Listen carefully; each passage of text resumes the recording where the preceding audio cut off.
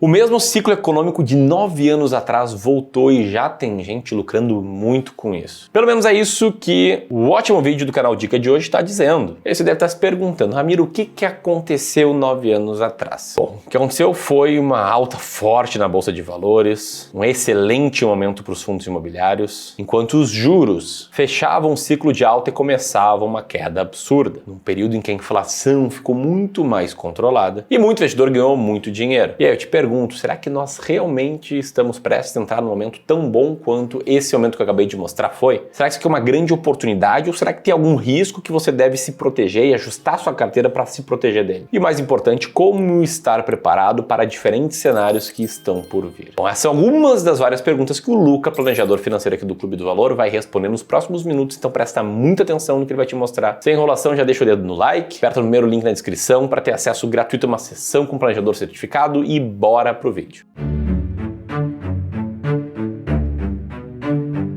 Valeu, Ramiro! Vamos lá! E aí eu já vou começar trazendo uma imagem do vídeo em que o Daniel fala basicamente como funcionam os ciclos da economia.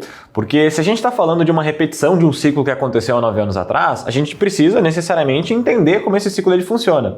E para isso, ele traz essa imagem aqui. Resumidamente, o que ele está nos dizendo aqui é o seguinte, que quando uma economia está funcionando normalmente, mas com uma inflação de demanda alta, ou seja, as pessoas com um consumo forte, uma demanda por bens e serviços que supera de fato o que é ofertado, a inflação ela começa a crescer em uma velocidade que muitas vezes vai acima da meta que é estabelecida pelo Conselho Monetário Nacional.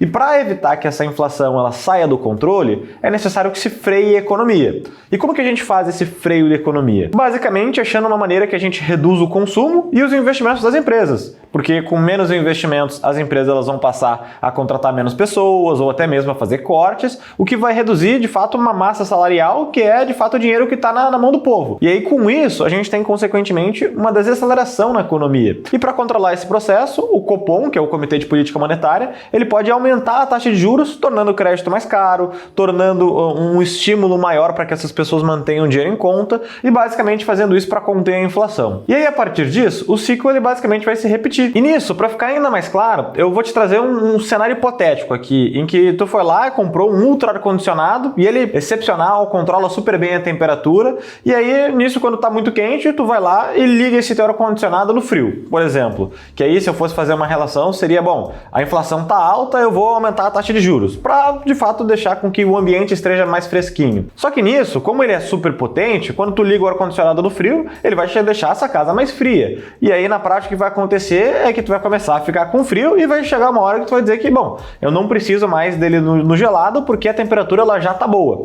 E aqui seria basicamente a gente fazendo uma relação em que a Selic ela chegou num patamar que a gente queria e que a inflação ela reagiu da maneira com que a gente queria. E aí, a partir disso a gente vai fazer a manutenção, seja manter a temperatura do jeito que ela tá ou diminuindo ela conforme o nosso desejo. Só que aí depois de fazer toda essa analogia, tu deve estar te perguntando em que ponto do ciclo nós estamos e o que precisa acontecer para que esse ponto de fato mude de figura. Só que aí depois de fazer toda essa analogia, tu deve estar me perguntando, bom, qual que é o momento do ciclo que de fato nós estamos? O que precisa acontecer para que esse cenário ele mude? E o que está acontecendo agora é o seguinte, a inflação ela caiu forte de 2022 para cá, só que desde o final do ano passado para o início desse, a gente está vendo basicamente esse indicador ele voltar a subir um pouco. Apesar disso, do IPCA 15, que é uma espécie de prévia do IPCA, mas que considera basicamente o dia 15 do mês anterior até o dia 14 do mês de referência, a gente viu que em maio esse indicador ele veio menor do que no mês de abril e menor também do que o comparativo com o mesmo período do ano passado. E da mesma forma, o IGPM, que é o índice que mede a variação de preços dos produtos e serviços da economia, que é principalmente usado para reajustar contratos de aluguel e algumas tarifas,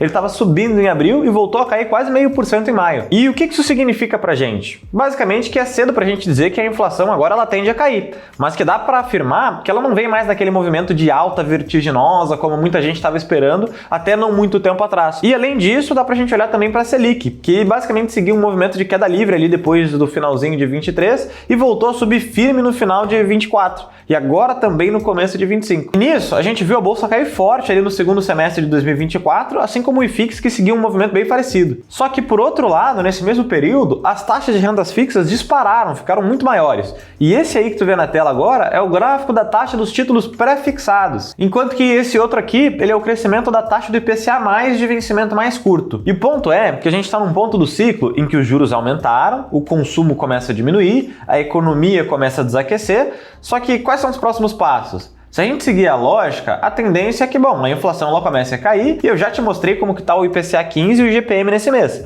E, consequentemente, a Selic começa a cair porque não tem mais a necessidade de ela ficar num patamar tão alto e, consequentemente, com a Selic caindo, a gente vê esse consumo reaquecendo. Só que isso tudo na teoria, né? Porque será que a gente realmente está chegando já no ponto em que as coisas vão começar a melhorar? E mais importante do que isso, será que esse novo ciclo ele vai ter a mesma magnitude do que a gente viu acontecer lá 9 anos atrás? E aí, para saber essa resposta, a gente primeiro precisa entender o que aconteceu há 9 anos atrás e em que ponto que esses dois cenários eles se assemelham. E o Daniel Nigri aqui ele diz o seguinte pra gente. Se você ainda não entendeu bem o que eu tô querendo trazer aqui para vocês, eu vou aproveitar aqui para botar esse gráfico daqui da meta para a taxa Selic, porque ele mostra exatamente o último ciclo inteiro.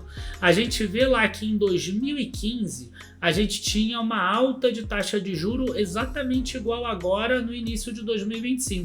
Em 2016, a taxa de juro ficou toda paradinha ali na época em 14,25%.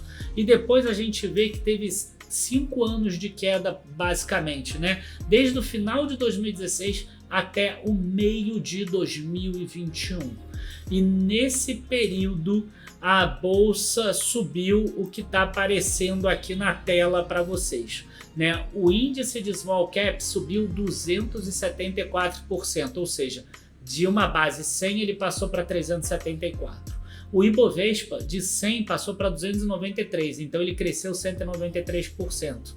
Enquanto isso, o CDI, quem fugiu para a renda fixa 14,25 achando que era maravilhoso em 2016, nos 5 anos seguintes ganhou 46,99%. Então, na prática, quem investiu lá em 2016 estava vendo esse cenário aqui. A taxa Selic sair de 7% para 14,25% em 2 anos, o IPCA subindo de 5% para 10%, o Tesouro IPCA+, oferecendo taxas acima dos 7%, Ibovespa caindo quase 50% de 2010 a 2016, e quando a gente olha para esses números, a gente pensa que, bom, tudo indicava para o investidor investir em renda fixa, largar renda variável e desconfiar muito do mercado. Só que aí vem o Daniel com esse gráfico que nos mostra justamente o contrário, que quem ficou na renda fixa e rendeu ali perto do CDI, perdeu forte quando a gente faz essa relação, enquanto que o Ibovespa de lá para cá valorizou e valorizou muito. E a mesma coisa quando a gente adiciona o IFIX na conta, que de 2016 até hoje, tanto o Ibovespa quanto o IBRX quanto o IFIX superaram de longe o CDI. E aí, para a gente exercitar ainda mais esse cálculo, a gente pode adicionar aqui o IMAB5, que são basicamente aqueles títulos do Tesouro atrelados à inflação com prazo de até 5 anos.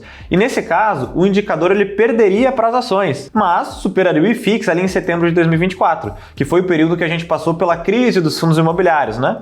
E apesar disso, nesse momento, essa linha está voltando a se encostar. E mesmo assim, agora já na metade de 25, essa linha está voltando a se encostar. E outro detalhe que é legal de mostrar aqui é que, óbvio que, assim, entre os 5, o CDI é o indicador que teve mais meses positivos, né? Porque às vezes ele sobe um pouquinho mais devagar, às vezes sobe um pouquinho mais rápido, mas ele é mais constante. Só que, se tu estiver disposto a correr risco, em alguns momentos ver a tua carteira tendo meses negativos, caindo 20%, 30%, nesse caso, se a gente olhar para o período acumulado, o maior retorno ele fica de fato com o Ibovespa, que tem um baita potencial de valorização que de fato a bolsa oferece no longo prazo. E o que eu tô querendo dizer com isso? Que, pô, lá atrás no passado, valeu muito a pena a gente não se basear no senso comum de mercado e fazer o que estava todo mundo fazendo, que ir contra a manada basicamente trouxe muitos benefícios em termos de rentabilidade. Só que eu sei que tu vai me dizer também o seguinte: Luca, assim fica muito fácil olhar para o passado, dizer que o investidor deveria ter feito X ou Y há 9 anos atrás. Assim fica fácil porque a gente já sabe o que vai acontecer. Bom, e eu concordo contigo 100% nesse cenário. E é por isso que eu vou seguir nesse vídeo para te contar o que precisaria acontecer e o que está acontecendo agora para que a gente possa fazer esse ciclo se repetir. E mais do que isso, como que tu vai ficar preparado para o que está por vir com uma estratégia que é responsável por mais de 90% da performance de uma carteira. Bom, e o que eu vou te contar aqui vai servir para tu entender o que fazer com a tua carteira hoje, e se tu prestar atenção no que eu vou te falar, com certeza tu vai sair aqui desse vídeo sendo um investidor melhor. E por outro lado, essa resposta é uma resposta que ela serve para todos os investidores que nos acompanham aqui. Hoje, mais de 1 milhão de pessoas. Então, se tu quer ter uma amostra grátis de um serviço que, na pesquisa de satisfação, nos mostrou que entre os melhores benefícios estão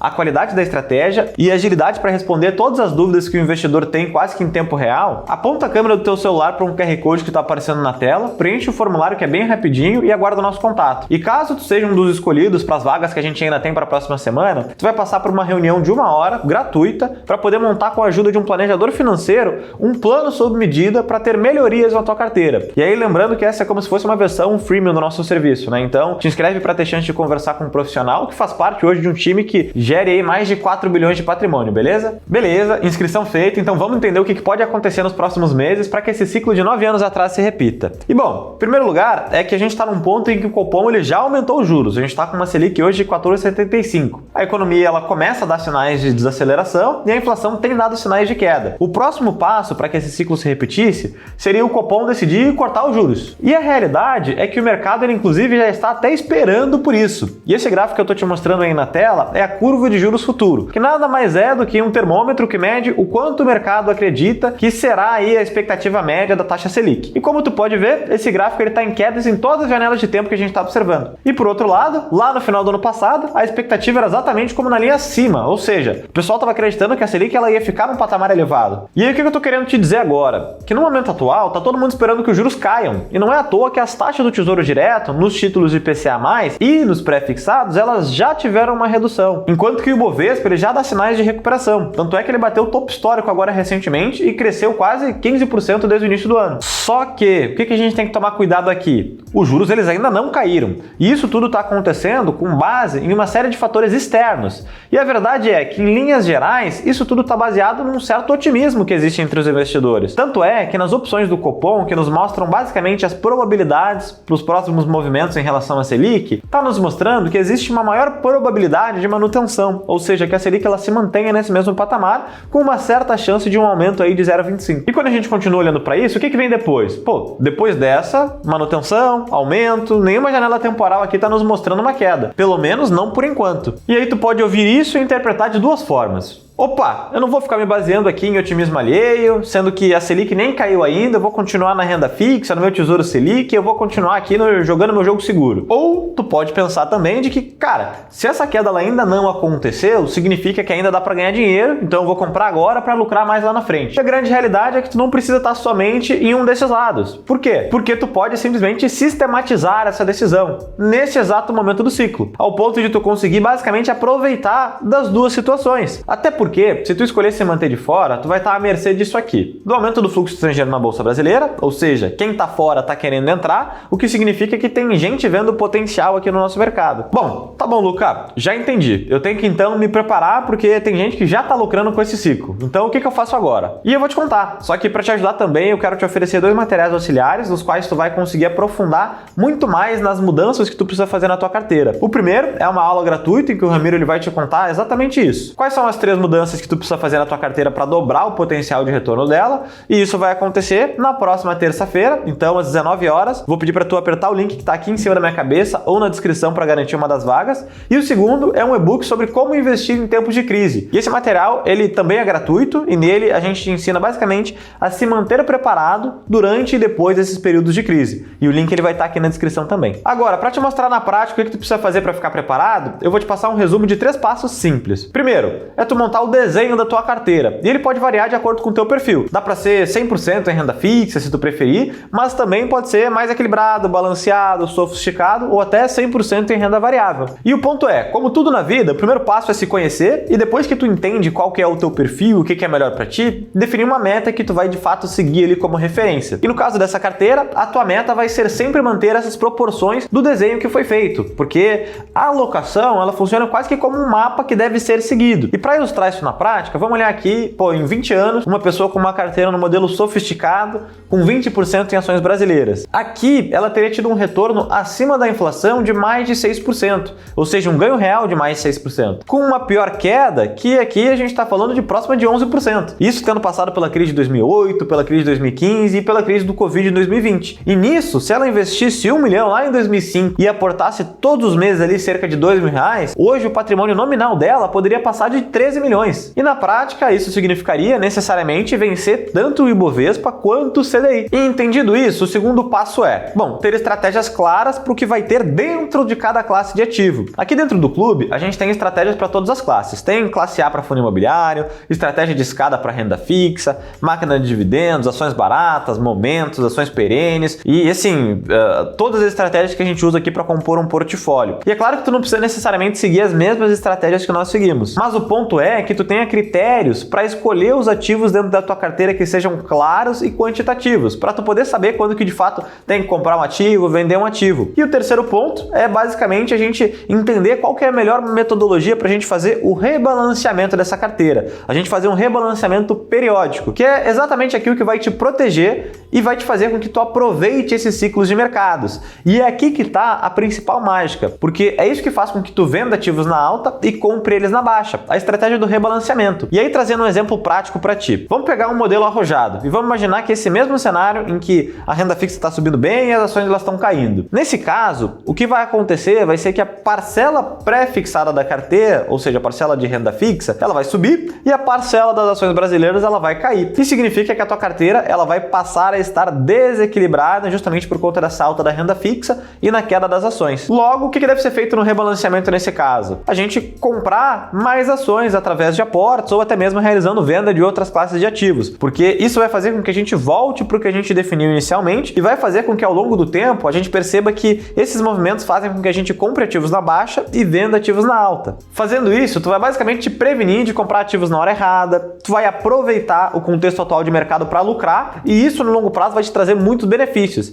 Então, quando tu segue uma metodologia, tu nunca fica perdido tentando aí acompanhar notícia ou adivinhar o que vai acontecer no mercado. Porque tu precisa lembrar que se tá na manchete, quer dizer que já tá no preço do ativo. Então a gente sempre tem que levar isso em consideração e ter clareza do que a gente tá fazendo. Agora me conta aqui nos comentários se tu acha que esse ciclo de 9 anos atrás ele vai mesmo se repetir, se tu já tá preparado para caso isso venha acontecer. E aí, independente se sim ou se não, tu pode continuar essa conversa aqui com um profissional. Então a conversa com o planejador financeiro ela pode ser acessada ali através do link da descrição. E para aprender a montar uma carteira do zero com 100 mil reais, eu vou deixar um vídeo ao lado aqui que é bem complementar a esse. Um grande abraço e até mais!